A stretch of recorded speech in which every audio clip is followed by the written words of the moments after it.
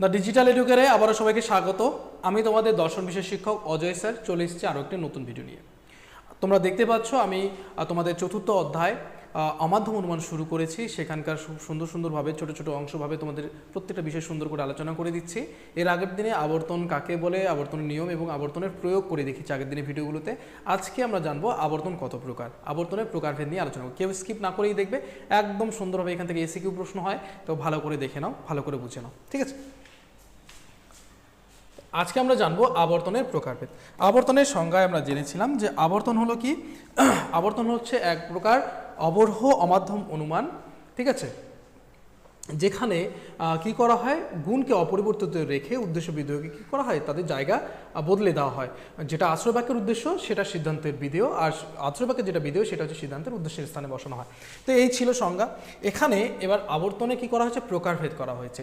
ভালো করে যদি আমরা দেখি, প্রথম লাইনটা পড়বো যখন, আবর্তনের ক্ষেত্রে আমরা নিয়মগুলিতে দেখতে পাই পরিমাণের গুরুত্ব নেই। ঠিক তাই আমি এর আগের ভিডিওতেই তোমাদেরকে এটা জানাতে চেয়েছিলাম যে পরিমাণের কিন্তু আবর্তনের ক্ষেত্রে পরিমাণের কোনো গুরুত্ব নেই, কোনো জায়গায় কোনো গুরুত্ব দেখানো হয়নি। তাই আবর্তন করে তাদের পরিমাণ একই থাকতে পারে, আবার আলাদাও হয়ে যেতে পারে। তাই আবর্তন করে কি করা যেতে পারে, তাদের পরিমাণটা একই থাকতে পারে, আবার আলাদাও হয়ে যেতে পারে, যেটা আমরা দেখেছি। যেমন এ বচনের আবর্তনকে দেখেছি আমরা আই বচনে যেতে। এক্ষেত্রে কি হয়েছে, এটা হচ্ছে সামান্য বচন এ, আর হচ্ছে আই হচ্ছে বিশেষ বচন। তাহলে কি হচ্ছে, এদের পরিমাণটা কি হচ্ছে, আলাদা হয়ে গেল। আবার দেখা গেছে ই বচনের আবর্তন কোন বচনে গেছে, ই বচনে গেছে, সেক্ষেত্রে কি হয়েছে, পরিমাণটা একই থেকেছে, তাই না, আমরা এটা দেখেছি। তো সেক্ষেত্রে পরিমাণ আলাদাও হয়ে যেতে পারে, একই থাকতে পারে। এই পরিমাণ একই বা আলাদা থাকার ভিত্তিতেই আবর্তনকে দুটি ভাগে ভাগ করা যায়। তাহলে কিসের ভিত্তিতেই যে আবর্তনকে ভাগ করা হচ্ছে, আবর্তনকে ভাগ করা হচ্ছে ওই পরিমাণটা একই না আলাদা। যদি একই থাকে তাহলে সেটাকে কি বলবো, আর যেটা একই থাকবে না সেটাকে আমরা কি বলবো। তাহলে দেখো এখানে সুন্দর করে বলা আছে দুই ভাগে ভাগ করা যায়। একটা হচ্ছে সরল আবর্তন আর একটা হচ্ছে অসরল আবর্তন। এদের তিনটা নাম আছে।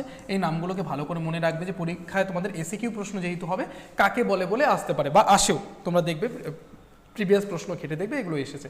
তো প্রথমেই আমরা জানবো সরল আবর্তন কী বা কাকে বলে। প্রথমে আমরা কি যাব, সরল আবর্তন কী বা কাকে বলে।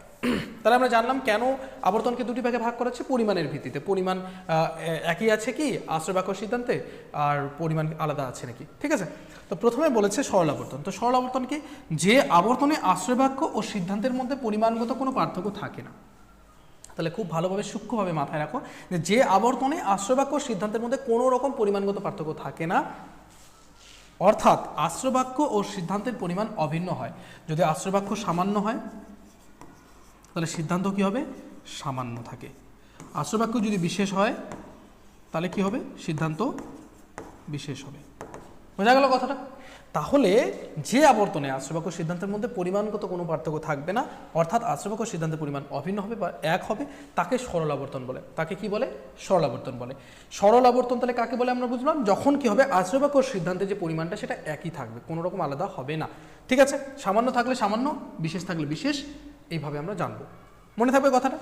তাহলে আমরা আবর্তনের যে ছকটা দেখেছিলাম, তোমাদেরকে শর্টকাট একটা ছক দেখিয়েছিলাম, সেই ছকের মধ্যে ছিল কোন বচনে আবর্তন কোথায় যায়। তাহলে এ বচনে আবর্তন কিসে যেত, আই। ই বচনে আবর্তন কিসে যেত, ই। আবার আই বচনে আবর্তন কিসে যেত, আই। ও বচনের আবর্তন কোথায় যেত, নট, তাই না। এই ছিল আবর্তনের আমাদের যে ছক। এই ছকটা মাথায় রাখলে আমরা জানতে পারি যে কোন বচন কোন বচনে যায়। তাহলে এক্ষেত্রে আমরা যখন এ থেকে আই দেখেছি, এটা পরিমাণ কি পাল্টে গেছে, তাই না। এবার ই বচন থেকে ই বচন, এখানে কি পরিমাণ একই রয়েছে, তাহলে এটা একটা। আর আই থেকে আই এটা একটা। দেখো ই আর আই বচন, তাহলে কি হচ্ছে, এদের সরল আবর্তন সম্ভব বলা যেতে পারে। কেমন করে, কারণ এদের ক্ষেত্রে পরিমাণের কোনো পরিবর্তন হচ্ছে না। এদের ক্ষেত্রে কি হচ্ছে না, পরিমাণের কোনো পরিবর্তন হচ্ছে না, পরিমাণের কোনো রূপ পরিবর্তন আমরা কিন্তু এখানে দেখতে পাচ্ছি না। আর ও বচনের তো আবর্তন সম্ভবই নয়। তাহলে দেখো খুব সুন্দরভাবে কিন্তু আমরা এটা বুঝতে পারছি যে এখানে ই আর আই বচনের সরল আবর্তন সম্ভব। তোমাদের কিন্তু এসিকিউ প্রশ্ন এটাও আসতে পারে, ই এবং আই বচনের সরল আবর্তন সম্ভব কি না, বা কোন কোন বচনের সরলাবর্তন সম্ভব। বোঝা গেল। তা সরলাবর্তন কাকে বলে, যখন আশ্রয় বাক্য সিদ্ধান্তের মধ্যে কি হবে, তোমাদের পরিমাণটা কি থাকবে, একই থাকবে, তখন সেটাকে বলা হবে সরলাবর্তন, ঠিক আছে। তাহলে এই গেল সরলাবর্তন।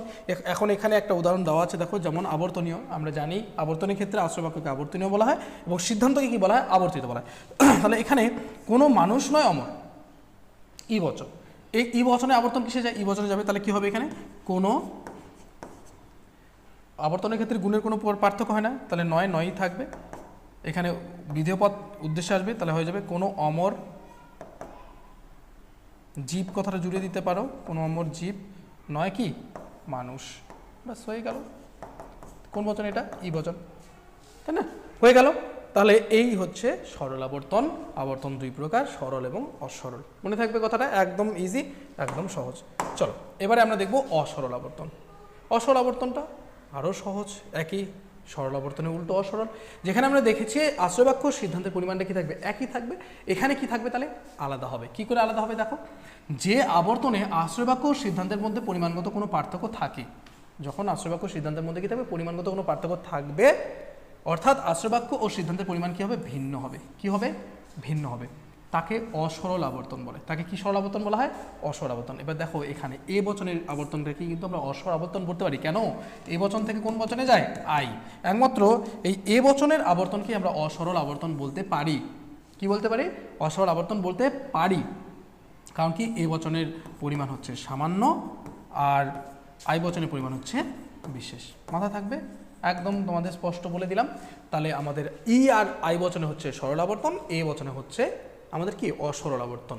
তাহলে উদাহরণটা দেখো, সকল মানুষ হয় মরণশীল। এখানে আমরা আগে আমাদের নিয়মে করব। কি করে করব?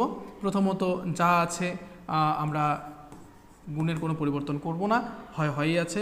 মরণশীল এখানে লিখে দিলাম, বিধেয়টাকে উদ্দেশ্য করে দিলাম, তারপরে হচ্ছে মানুষ, মানুষ বিধেয়র জায়গা দিয়ে দিলাম। তাহলে এটা কোন বচন হবে?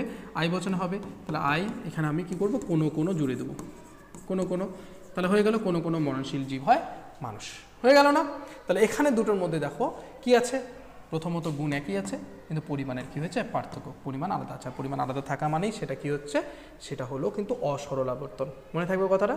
তাহলে এই ছিল কিন্তু তোমাদের আজকের ক্লাস, যেখানে আমরা জানলাম আবর্তনের শ্রেণীবিভাগ, আবর্তন কত প্রকার, আবর্তন কি আর তারা কীভাবে আসছে। ঠিক আছে, আশা করি বুঝতে পারলে খুবই সহজভাবে, কোনো অসুবিধা হওয়ার তোমাদের কথা নয়। আমি খুব সুন্দর ছোটোভাবে সূক্ষ্মভাবে বিষয়গুলোকে তোমাদের বুঝিয়ে দিচ্ছি। এখান থেকে যে প্রশ্ন হয় সেটা হচ্ছে সরল আবর্তন কাকে বলে, অসরল আবর্তন কাকে বলে, আবর্তন কত প্রকার, এই প্রশ্নগুলোই হতে পারে। সরল আবর্তনের উদাহরণ দাও, এগুলোই কিন্তু তোমাদের এখানে প্রশ্ন হতে চলেছে। ঠিক আছে, মনে থাকবে কথাটা? তাহলে এবারে যারা দূর দূরান্ত থেকে দেখছো তাদেরকে অসংখ্য ধন্যবাদ। ভিডিওকে স্কিপ না করেই দেখো, তাহলে বুঝতে পারবে। তোমাদের প্রত্যেকটা কনসেপ্ট আমি ভালো করে ক্লিয়ার করতে চলেছি, আর ভিডিওগুলো খুব রেগুলার যাবে, তোমাদের দেখতে সুবিধা হবে। পরের অধ্যায়ে তাই হবে। ঠিক আছে, রিভিশন ক্লাস পেয়ে যাবে।